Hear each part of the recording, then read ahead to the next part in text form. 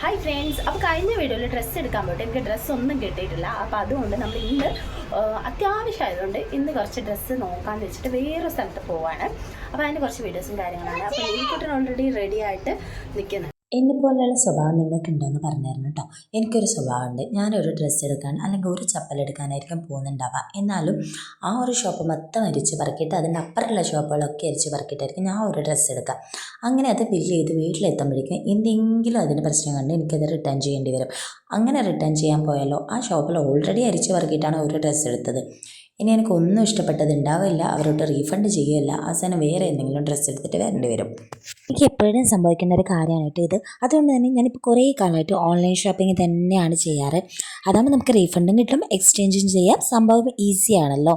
അപ്പോൾ എന്നെ പോലെ ഈ സ്വഭാവമുള്ളവരൊന്ന് കമൻറ്റ് ചെയ്യാം കേട്ടോ. ഞാൻ നിങ്ങളോട് പറഞ്ഞ അതേപോലെ തന്നെയാണ്.